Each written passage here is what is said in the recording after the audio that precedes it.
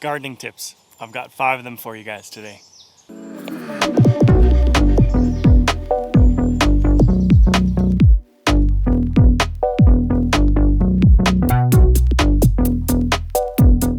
In today's video, I'm going to be teaching you guys my top 5 gardening tips that I wish someone had told me when I first started gardening. Now stick around, I think you'll like what I got for you. Let's get into the video. Tip number 1 is mulching your garden.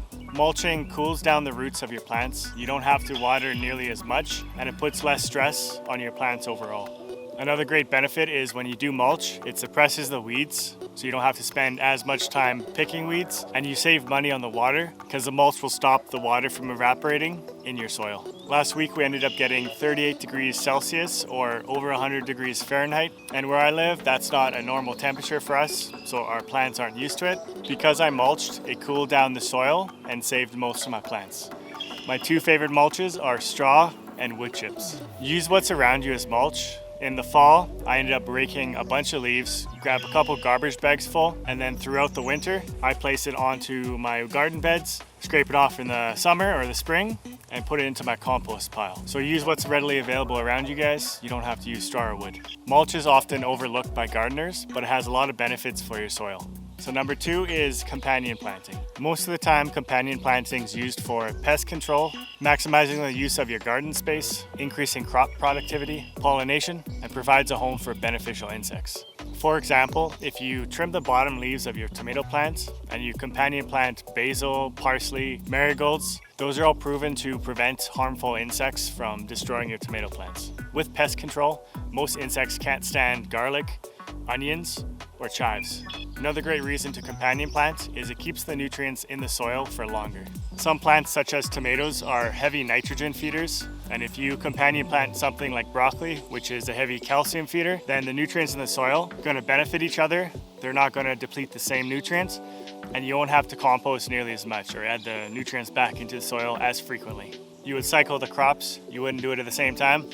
You guys get the point. As summer crops grow tall, you guys can plant your fall crops underneath, and it will be shaded out by the taller crops, and how that shade will help get a head start in your growing fall season. It's about being the most efficient and saving garden space.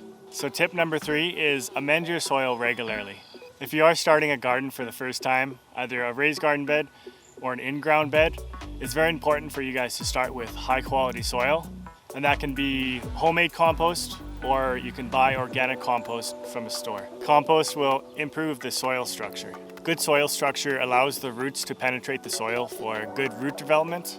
It also increases water retention and allows your plants to get the nutrients from the soil that they need to grow. If you are starting with a raised garden bed, when you're putting the soil in, it's going to till itself. It's already going to be mixing up.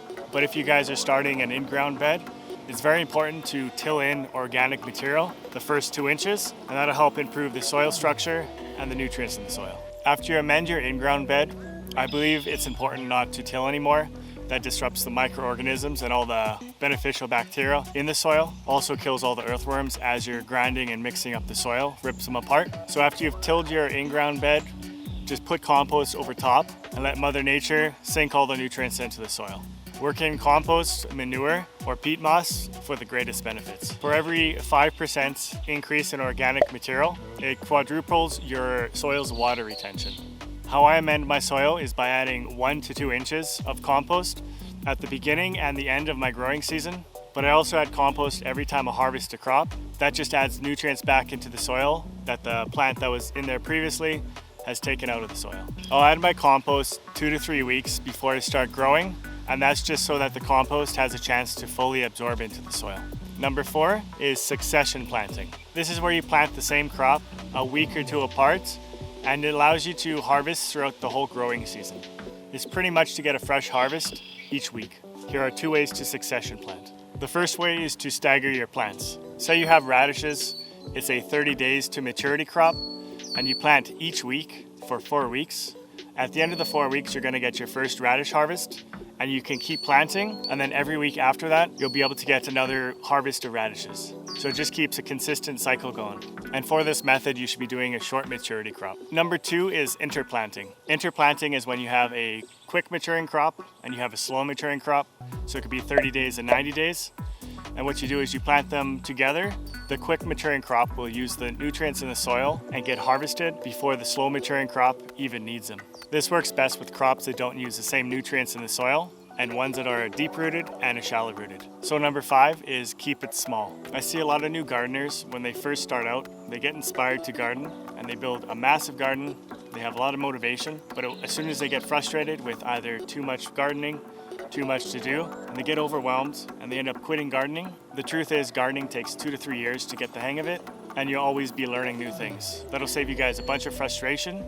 Enjoy the journey. It's much easier and less frustrating to try a few new things each year instead of a whole bunch. I'd recommend trying 5 different crops or a variety of crops each year and keep it simple. Starting in a 4x8 foot garden bed, or starting in containers, or starting with your self-facing window is a great way to start small. This is a great way to give you plenty of space to grow, and the gardening maintenance won't be as hectic. Well, that's it. Those are some of my favorite gardening tips. I've got a lot more for you guys. I'll be making a part 2 in the future. If you guys enjoyed the video, if you got something useful out of it, consider hitting that like button, subscribing. I'll see you in the next video.